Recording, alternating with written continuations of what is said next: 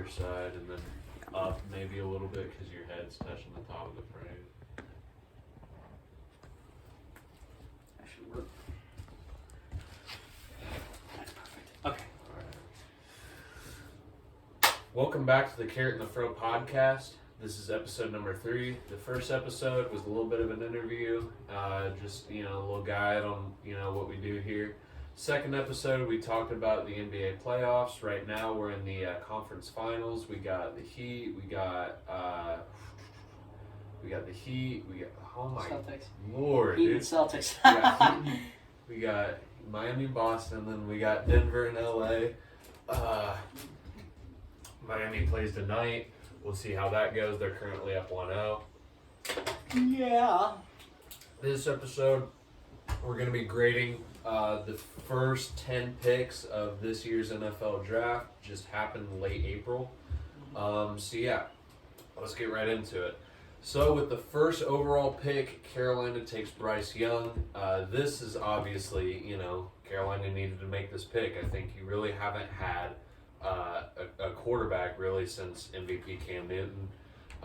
Your franchise has been there hasn't been a sensible direction in terms of where this team is going, and there's just been a lack of talent across the board.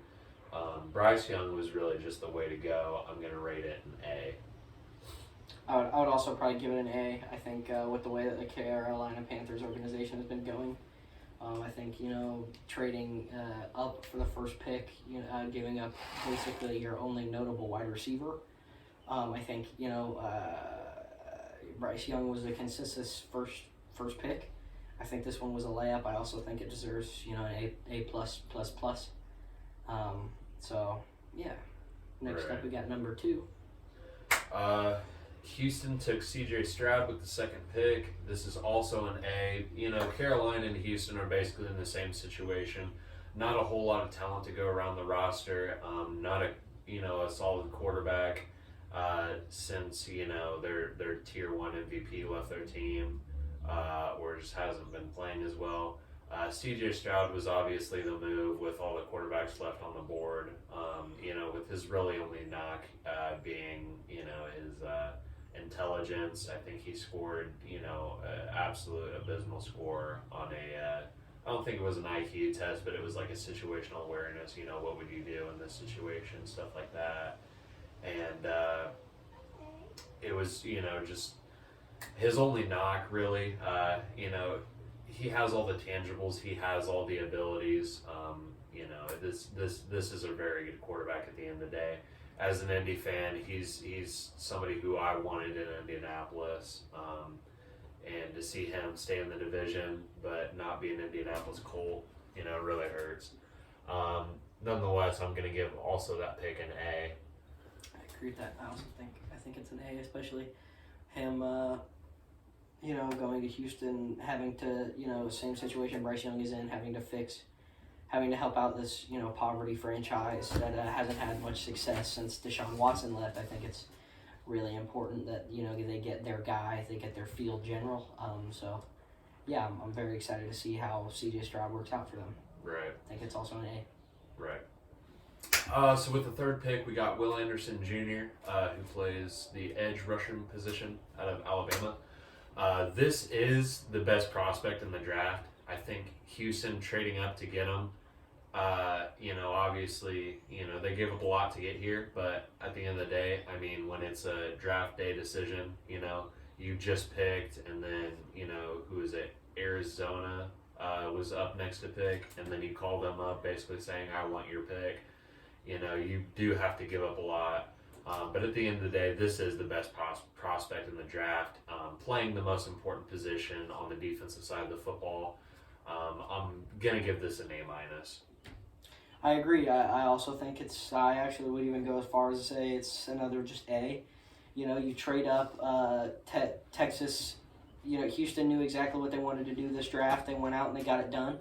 They knew the players they wanted. They went out and they got them. And I feel like that's admirable. I really like the direction this organization is going. You've got 2 corner pieces, 2 really good cornerstones in C.J. Stroud and Will Anderson Jr. Obviously they're probably not going to see immediate success, but I think this Texans team, with a couple more pieces, obviously could be a real threat in the coming years. Right. So I also give it an A. I think it was a really good pick. Right. All right, so now we move on to the number 4 pick. My guys, the Indianapolis Colts. We took Anthony Richardson, quarterback out of Florida. This pick, man, it could really go either way. He has a lot of upside. It has a lot of downside. We just don't know what he's going to do as a passer. See, his knock was that Florida went 6-7. There were a lot of games where he just didn't throw a touchdown the first 3, 4, 5 or so games of the season, and then it was like 1 touchdown, 0 interceptions, 2 touchdowns, 1 interception, and then kind of up and down performances. We really didn't know which direction he was going to go in, and then nonetheless, he has all the upside in the world. He has all the tangibles, all the physical assets that you would need in a quarterback, especially with our new head coach, Coach Shane, coming from Philly. That was a run-based team. That was a run-first team, with Jalen Hurts leading the way. You can obviously run the ball with Miles Sanders, Jalen Hurts. You can pass the ball. I'm very excited to see what Anthony Richardson can do with this offense as the head of it. When he gets that starting position, I don't know if it's going to be right away with the offseason addition of Gardner Minshew. We'll see, but I really hope that Anthony Richardson gets as much playing time as he can right off the bat. I'm going to go with an A. I agree. I think it was an A. I actually really wanted to see Anthony Richardson be a Raider. As a Raiders fan, I knew it probably wasn't going to happen. But, them just needing a quarterback so bad, it's looking really bleak as a Raiders fan. The future is, last year taking an offensive lineman, Alex Leatherwood, I believe his name was, and he's already been cut from the team. He was just not good. It was a really bad draft for the Raiders. So seeing Anthony Richardson go at 4 to the Colts, where I can still be happy about it, being from Indiana. I'm really happy with this pick. I think he's tall. He's got good passing vision. It's an exciting pick. There were a lot of people saying he could have went number 2. I personally disagree with that. I think C.J. Stroud was the consensus, second best quarterback in the league, or not in the league, sorry, in the draft. But Anthony Richardson is just one of those guys where the talent might not be there yet, but there's so much potential to be a great player in this league. So, yeah, I agree. I also think it was an A. Right. So, with the 5th pick, Seattle gets Devon Witherspoon, cornerback, out of Illinois. This, I believe, was the 2nd best corner in the draft. I really got to go with Christian Gonzalez being the best corner. I'm also surprised that Christian Gonzalez fell to 17. I think that was absolutely outrageous. But nonetheless, Devon Witherspoon, this guy, when he goes downhill, he can absolutely lay somebody out. I'm an IU fan. I saw him week 1 at Memorial Stadium just absolutely lay out Sean Shivers on our first play, IU's first offensive play from scrimmage. Just absolutely lay out Sean Shivers. This guy is a very, very much so a physical specimen. I can't wait to see what he was gonna do with Tariq Woolley, and I just can't wait to see what this Seattle defense is gonna do. Just because it wasn't Christian Gonzalez, I'm gonna go with a B+. I agree. I believe this is a B. My personal thing is that I think Seattle is in a really weird spot to be drafting for defense, especially with Will Levis still on the board. I know there's a lot of questions surrounding him. I know a lot of teams aren't exactly what he think they are, but I just don't think, Geno Smith is the quarterback of the future here. I still think they're missing that. Not a bad pick, still a B to me. It's just really confusing to me why so many teams in need of a quarterback would let Will Levis there's one team in particular we're going to talk about here soon that I'm going to go on an absolute rant about not drafting Will Levis. And you already know what team it is. You already know. You already know. I think this pick is a B. It's a good defensive pick. You know, him being, you know, a top 5 defensive player in this draft, I think it was a good pick, you know, especially for a team that wants to contend still. Clearly, based on this pick, you know, I think it was a quality pick. I like it. It's a B for me. So moving on to the number 6 pick, the Cardinals, who traded with the Texans. They traded out of that 3 spot, went to the 6 spot, which they I forget which spot they fell to, and then they traded back up to get the number 6. I forget who it was with. I think maybe Detroit. I'm not sure. Detroit might have had that pick. Either way, they get Paris Johnson Jr., the best offensive lineman in the draft. In all reality, if I were Chris Ballard, if I were the head Colt, or if I was the GM of the Colts, what I would have done is I would have gone with this guy. I would have gone with this guy. I would have waited a year. I would have sucked next year, and I would have waited for Caleb Williams. Because that left tackle spot for the Colts has just been an absolute dumpster fire since Anthony Costanza retired. But nonetheless, I mean, this guy has the most physical upside out of any offensive lineman. I think Peter Skoronski out of Northwestern was the most complete and most technically sound offensive lineman in the draft. But I think, this guy has so much more upside. I really think being, just an absolute physical specimen, a very, very, very large human. Yeah. And, I can't wait to see how he does in Arizona. There's been talk about him playing guard. I think he's way too big to be playing guard.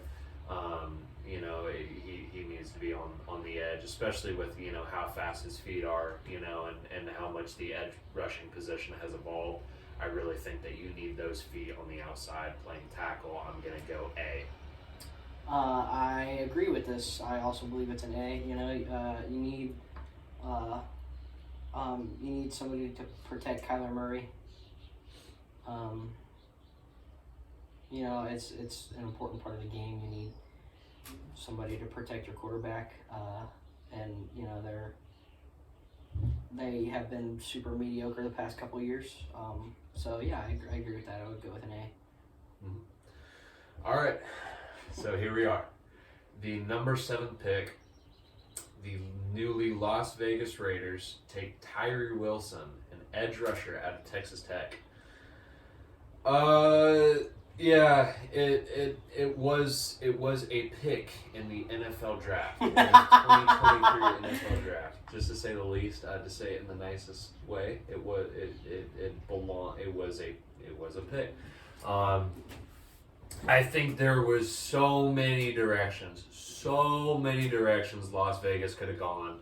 And an edge when you already have Max Crosby, and it's when you already have one of the best defensive ends in the National Football League, and there's a lot of holes on either side of the ball, especially with the quarterback position. When Will Levis is still on the board, whether you agree he's a first or second round talent or not, nonetheless, this isn't a direction that I foresaw Las Vegas really taking, as does literally anybody that wasn't in their war room. Mm-hmm. I really don't think that anybody saw this coming. So I'm going to go with a C-. I am going to give this pick a D for the exact same reason you did. I am a Raiders fan. Going into this draft, I am not the biggest NFL fan. I don't know a whole lot about college football or the NFL. I've been watching for around 3 or 4 years, and I've been a very loyal Raiders fan since becoming a Raiders fan. Derek Carr having the extremely underwhelming season he did after trading for Devontae Adams was really disappointing. And then they cut him.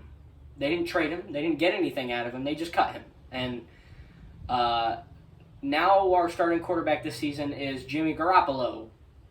And we could have had Will Levis. And instead you draft a position we don't need.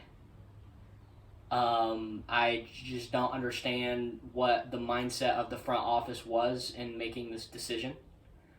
And I don't know, as a Raiders fan, I thought for sure, you have this Will Levis kid, he could, he's not CJ Stroud, he's not, Bryce Young, and he's not Anthony Richardson, but he is a young quarterback with potential to be good, which is exactly what the Raiders need. And that's not who they drafted. I'm not saying Tyree Wilson could, for all I know, he could be the best player in the draft. It's highly unlikely, but it could happen. But it's just not what Las Vegas needs. I personally really don't like this pick. But I'm not a GM. I don't get to tell him what is and is not a good pick, I guess. So very disappointing from the Raiders. All right. So with the 8th pick, the Atlanta Football Falcons take Bijan Robinson, running back out of Texas. Bijan Robinson, he's just an absolute generational talent. I don't think this is a surprise to anybody. This is just an unbelievable talent in a very struggling Atlanta roster. There's a lot of directions that they could have gone, especially on the offensive side of the football, and I think their defensive line majorly needs help with really only one, competent pass rusher. Obviously there's a lot of ways that they could have gone. I think that this is the way that they should have gone. This could be a tier 1 running back within 2-3 years of him being in the NFL. I'm gonna give this pick an A-. I agree with the A-. Actually, that is exactly what I was going to give it. This Atlanta team that hasn't had much success. You're starting Marcus Mariota at the quarterback position. You need something to look forward to. And to start off, they wanted a running back, and they got their guy. I like the pick. Going into the draft, I had no idea who this kid was. But a lot of upside. So I'm really excited to see where he goes in this league.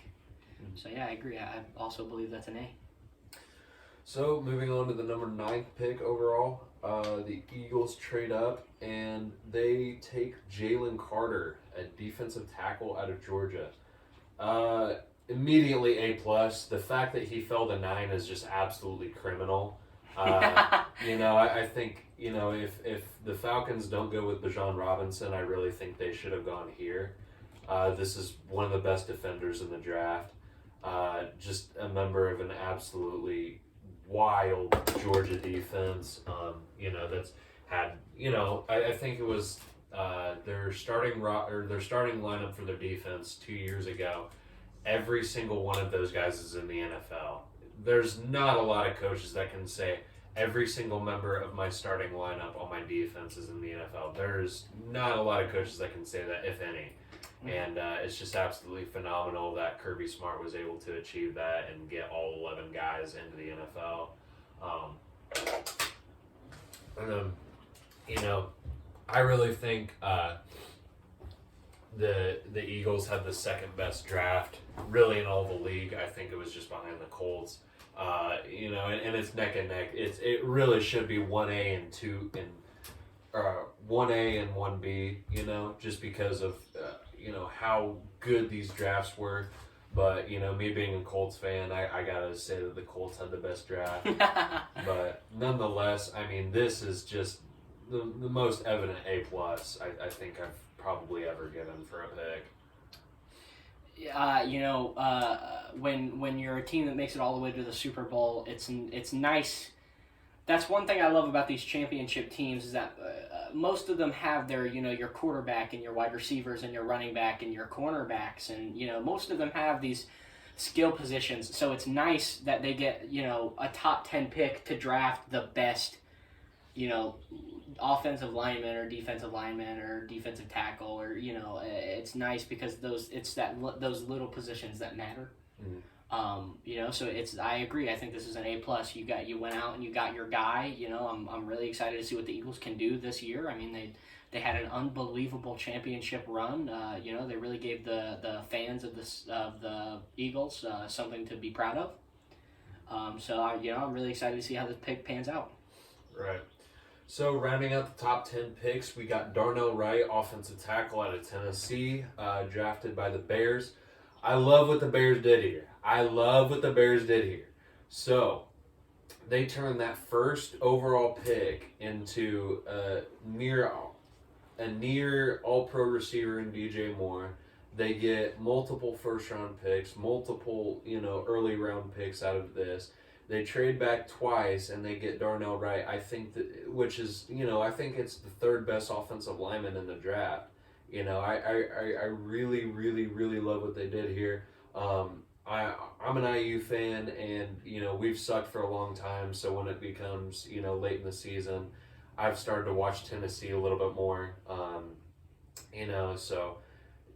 Obviously seeing a Tennessee guy go in the first 10 picks, I love it. And then I just love what the Bears did by trading back and just acquiring so much, and then getting a piece that you really need. Yes. You really need an offensive lineman because Justin Fields is without a lot of help, and when he has 2 seconds in the pocket and then he has to take off with it, that's evidently a problem. And I think this pick could mean that Justin Fields could be, a top tier quarterback in years to come. Mm-hmm. So I'm gonna give this an A. I agree. I was really happy to see the Bears do something that made sense. Especially being such a renowned franchise in the NFL. I feel like 1 out of every 5 NFL fans you'll meet are Bears fans. It's important to see them get a guy like this to protect their quarterback, because that was such a problem with the Bears this year and the year before. I mean, was it Justin Fields where his rookie season was robbed of him because he went down with an injury, right? I maybe so. I know he played half of it because Andy Dalton was starting over him. But you just have this super bad Chicago offensive line. You made Justin Fields look like I don't know, prime Patrick Mahomes in fantasy football because he was running the ball so much. It was nice to see them get somebody who's going to protect him more. Maybe give him an extra second and a half in the pocket. All right, so the rest of this first round, we're just going to go by really quick, not really elaborate as much, just give our grades and move on. So with the 11th pick, the Titans take Peter Skoronski, the most technically sound offensive lineman in this draft. After losing Taylor Lewan, I'm going to give this an A-. I think this was the pick that they needed to make. What would your grade be? Again, it's the same. Tennessee being the team who would eventually draft Will Levis. I think getting a guy to protect him, because that's what Tennessee needs as a quarterback. I think Ryan Tannehill is not getting it done for them, especially when they had AJ Green and Julio Jones on the same wide receiver room, and they had Derrick Henry, and the team wasn't good. So I feel like just getting them an offensive lineman and a quarterback was really special. So I agree. I think it's an A. Right. With the 12th pick, the Lions take Jahmyr Gibbs. Awful pick. Awful. Completely disrespectful to DeAndre Swift, trading him, days after this. Just not a first-round talent. I'm going to go with a D. I agree. I think the Lions, while not being a good team record-wise, had a really successful season. You saw a lot of really good development from some younger players. I really didn't agree with trading T.J. Hawkinson mid-season. He's looking like one of the best tight ends in the NFL. I'm a secondary Lions fan, so I've got a lot to say about this. I didn't really like it. I think trading DeAndre Swift to the Eagles was not a good thing to do. You're wasting so much of this young talent. And for what? Just to do it, it seems like. Really confusing. Just really, really confusing move by the front office. Right. So with the 13th pick, Green Bay takes Lucas Van Ness, an edge rusher out of Iowa, defensive end. This is why Aaron Rodgers fell out of love with Green Bay, I think. Just the absolute lack of help. You know, you got a lot of, receivers that, talented receivers on the board that you could have taken. There's a lot of directions that Green Bay could have gone, getting Jordan Love some help in his debut season. I think he needed to go in that direction, and I think to pass up on that, I think is a huge, huge, huge mistake. As I said, this is why Aaron Rodgers, fell out of love with Green Bay and especially their front office. So I'm gonna give this pick. At the end of the day, it's still a good pick. I'll give it a C plus. I agree, especially now knowing that they would eventually trade Aaron Rodgers. You don't have to draft anybody to just please him anymore. And I feel like, Green Bay probably knew that trading him was going to be the move they would eventually make. Just okay. Again, an okay pick. Probably. I would personally give it probably a C minus, C. I just feel like trading him again. You could have drafted Will Levis. Maybe they didn't know they were going to eventually trade him, but it's just there's so many teams here that could have used Will Levis. I cannot believe he fell all the way to the second round. It's baffling to me. Absolutely baffling. So with the 14th pick, Pittsburgh takes Broderick Jones, an offensive tackle out of Georgia. The picket fence. You're just building your picket fence at this point. I love that name. That name is so good. It is tough. This is the direction that Pittsburgh needed to go. This is an A minus in my mind. I agree. The Pittsburgh is to the point where they've got their players for their skill positions. A good young core they have out there. So just adding to that, the picket fence, adding to it. It was something they needed to do, and they went out there and they did it. So I was happy with it. Right. Will McDonald IV, an edge out of Iowa State. With this heavily improved New York Jets roster, you can really go anywhere, do anything that you want, and obviously I think the most important defensive position, is always something that you want to constantly touch upon.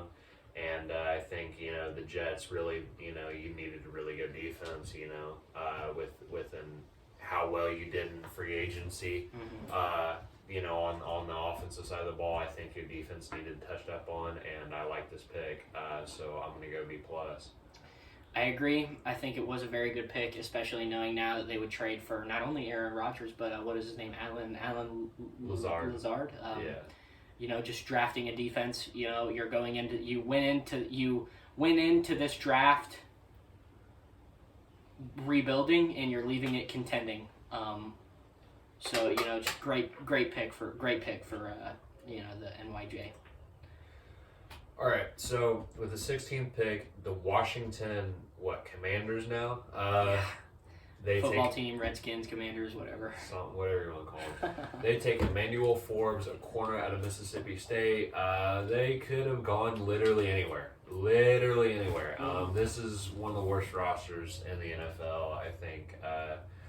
There's no sensible direction as to where, are they rebuilding or are they trying to contend? It's just they're in that weird gray area, how we've been talking about. Really could have done anything. I'll go to B+. There is some light at the end of the tunnel, I feel like, for the Commanders. They've still got Scary Terry. He had a really good season this year. Again, another team who I feel like could have used Will Levis. You start, what's his name? Carson Wentz the entire year. I just really don't understand what these teams are doing. I don't know why Will Levis fell out of the first round when you got so many of these teams who could use a quarterback. But, again, like what Sam said, this team could have gone anywhere. You don't have a consistent young talent in any position other than your wide receiver position. So, I think it was, a B probably. It was an okay pick. Right. With the 17th pick, the Patriots take Christian Gonzalez, cornerback out of Oregon. This was a absolute steal. I have no idea how he fell that far. This is probably, in my mind, the best corner in the draft. This is an A.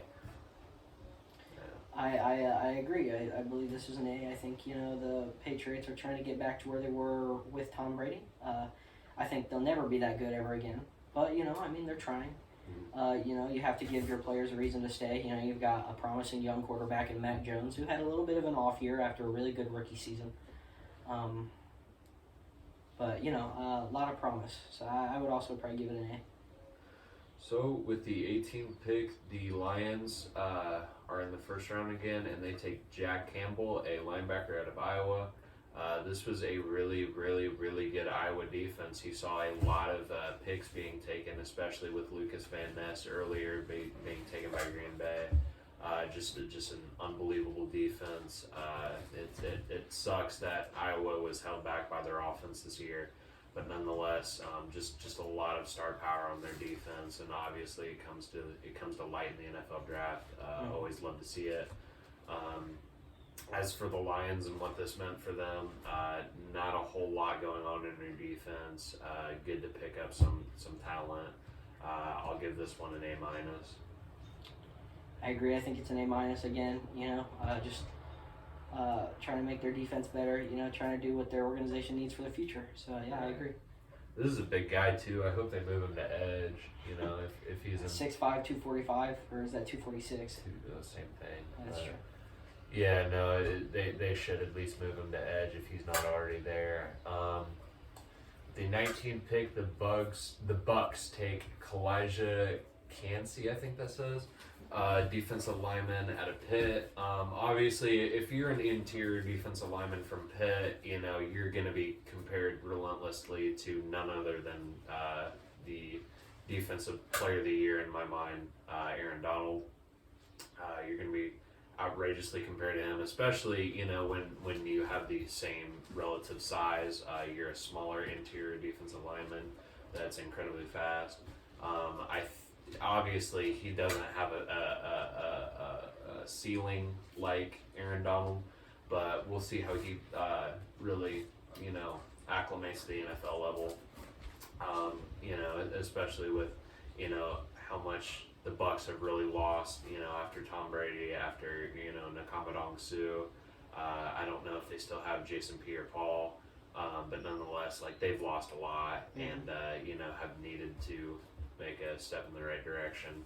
So I'd give this pick a B+. I agree. It's just hard as the Bucks GM right now to really understand the direction you want to go in. You're losing Tom Brady, but you've still got, a good wide receiver in Mike Evans, so you don't really need to draft an offensive position. So he went with the defense, which wasn't a bad idea. So yeah, I agree with the B+ grade. So with the 20th pick, the Seahawks take Jackson Smith-Njigba. The Seahawks were probably in the best position this whole draft after that absolutely atrocious Denver trade, getting Russell Wilson off your hands and Geno Smith actually performing, and then out of that you're getting the third pick, and then you have the 20th pick by default because of where you placed. I think this is a really good position for them to be in, and taking one of the best receivers in the draft. Which is something, I think that this guy should have gone to Green Bay, in all honesty. It's an absolute steal that he falls at 20. This is an A. It's just another thing for me. I just don't understand why Geno Smith is your quarterback of the future. Just draft Will Levis. You're thinking way too much about it. You've already got, DK Metcalf. But not a bad pick. I'd give it a B. Mm-hmm. So with the 21st pick, it's Quentin Johnston, wide receiver out of Texas Christian. Obviously, Texas Christian was a huge surprise this year. They breed very, very fast individuals, very fast football players. And I think that this is something that what is it now, Los Angeles kind of needed. Overall, big guy, he'll help complement Keenan Allen along the sideline with those deep balls and stuff like that. So excited to see how he does. I'll give this pick an A-. I agree. I think that's probably an A-. Right. We got Zay Flowers, wide receiver out of Boston College, another unbelievably talented wide receiver. Good slot piece for Lamar Jackson. Recently re-signed. Got this situation taken care of that really could have turned out awful for Baltimore. Definitely. And to complement Lamar with a weapon like Zay Flowers, I think that this is a grade worthy of an A. I agree. I think it's probably an A. You give Lamar Jackson his bag, trying to make him happy, give him some more weapons to throw to. I agree. So with the 23rd pick, Minnesota takes Jordan Addison, helps complement Justin Jefferson, really who I think could be Offensive Player of the Year. This now could be one of the best receiver duos in the NFL. I really like this pick. I'll go A- on it. I agree. It probably is an A-. The Vikings had a really surprising season, so they're just again adding more weapons for what is it? Kirk Cousins Yeah, and Justin Jefferson. to throw to. Right. So with the 24th pick, the New York Football Giants take Deontay Banks, quarterback out of Maryland, I think it is. Yeah. After losing James Bradbury, this is a direction that you should take. I like this. I'll go A-. I agree. Giants had a really surprising season this year. They were an okay team, okay football team. Saquon Barkley was able to avoid injury for most of the season, so they were a pretty good team. I agree with that pick. 25th pick, Buffalo takes Dalton Kincaid, tight end out of Utah. I think, if you have to go the tight end route, even though you have one of the best tight ends in the NFL in Dawson Knox, if you have to go the tight end route, as much as I hate Notre Dame, they've got the best tight end in the draft in Matthew Mayer. So I think not going with him and going with a tight end in general is a highly questionable move. But nonetheless, this is an absolute stud. So I'll go B-. I agree. This Bills team is already so good. I really feel like it doesn't matter who they add here. At least if you're drafting a skill position like tight end, wide receiver, quarterback. It was a good pick. It helps add depth to those positions. So. 26th pick, the Cowboys take Mozzie Smith, defensive tackle out of Michigan. The Cowboys, they have, I hate to say it, but they have an unbelievably talented roster. They really, could have gone anywhere in terms of depth, just adding on, key pieces to help, win a championship. I like this pick. I like Michigan. I'm a Big Ten fan, a Big Ten guy. And, excited to see what Mozzie could do for Dallas. So I'll give this an A-. I agree. I think it's probably an A- pick. All right. With the 27th pick, Jacksonville takes Anton Harrison, an offensive tackle out of Oklahoma. This is evidently a really good key piece for Jacksonville to help protect Trevor Lawrence, and we'll see how this pick goes down the road. I really like it. There's not a whole lot that you could have done for your offense when it already has the talent that it has. But at the end of the day, Doug Peterson, really knows what he's doing with